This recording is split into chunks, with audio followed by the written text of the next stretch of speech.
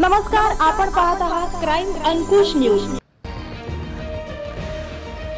पावसाचं प्रमाण जोपर्यंत कमी होणार नाही तोपर्यंत नागरिकांनी सुरक्षित स्थळी आपण स्थलांतर करावे, कारण पावसाच्या पाण्याचा प्रवाह, नदीला येणारा पाण्याचा प्रवाह, नाल्याच्या येणारा प्रवाह हा जास्तीच आहे।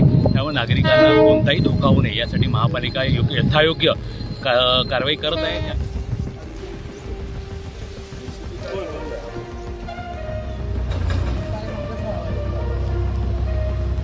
लोकांच्या घरामध्ये पाणी आपत्ती व्यवस्थापन असताना काही लोकांनी नाला पदार्थ गैरवापर करून नाला वळवलेला आहे।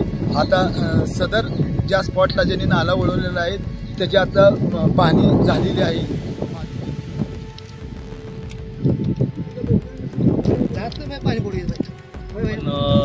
सोलापूर महानगरपालिकेच्या कार्यक्षेत्रामध्ये यशनगर परिसर आहे, त्याचबरोबर देशमुख पाटील वस्तीचा परिसर आहे। या ठिकाणी रेल्वेचे जे 6 कमान आणि 14 कमानच्या भागामध्ये ज्या पाण्याच्या मोठ्या प्रमाणात पाणी आल्याने त्या ठिकाणी नागरी वस्तीत पाणी गेल्याची बाब निदर्शनास आलेली आहे। आणि या बाबतीत आम्ही सगळं पाहणी केली असता वरून येणारं जे पावसाचं पाणी आहे त्याचं प्रमाण हे मोठ्या प्रमाणात असल्याने वस्त्यामध्ये पाणी घुसल्याचं चित्र सध्या आहे।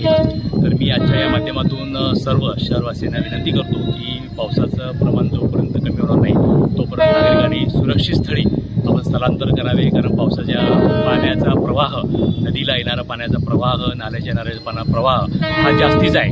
त्यामुळे नागरिकांना कोणताही धोका होऊ नये यासाठी महापालिका यथायोग्य कारवाई करत आहे। त्या ठिकाणी आवश्यक त्या ठिकाणी बॅरिकेडिंग असेल, फायर ब्रिगेडची गाडी असेल किंवा ज्या काही यंत्रणा उभा करायची आहे त्याची सोय महापालिकेने केलेली आहे। तथापि नागरिकांनी महापालिकेस सहकार्य करून आपल्या स्वतःच्या आणि अनारोग्य परिस्थिती निर्माण होऊ नये यासाठी काळजी घेणं आवश्यक आहे। त्या माध्यमातून आपल्यास मी आव्हान करीत आज मी हे रेल्वेच्या पटरी असेल, रेल्वेच्या परिसरात, ब्रिजच्या परिसरात पाणी करताना असं लक्षात आलं की बरेचसे नागरिक त्या रेल्वे ट्रॅकवर हिंडताना दिसत आहेत।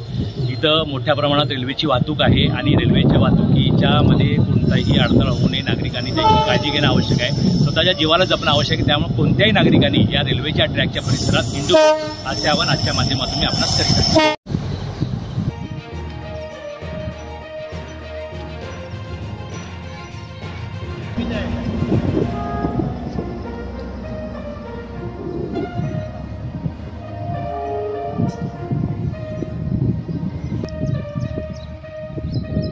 नमस्कार, आज आपण आहोत यशनगरच्या शेवटच्या टोकापाशी 6 कमानच्या इथे मोठ्या प्रमाणात आदिला नदीचे पाणी आल्याचे आपल्याला दिसत आहे। या ठिकाणी 54 मीटर पुलाच्या पलीकडच्या बाजूस म्हणजेच मुक्ताई मंदिर, महादेव मंदिर या साईडला देखील राजेश कोटीनगर, लक्ष्मीपेठ, धुम्मा वस्ती या भागात देखील पाणी शिरण्यास सुरुवात झालेली आहे। आपण पाहू शकतो हे पाणी हळूहळू या नगरांमध्ये शिरण्याचे सुरुवात सुरू आहे। 54 मीटर रस्त्याकडून सरळ जो जाणारा मार्ग आहे तेथे गंगाईनगर, जानकारनगर या भागामध्ये प्लॉटिंग केलेल्या भागात देखील हे पाणी शिरल्याचे आपल्याला दिसून येत आहे।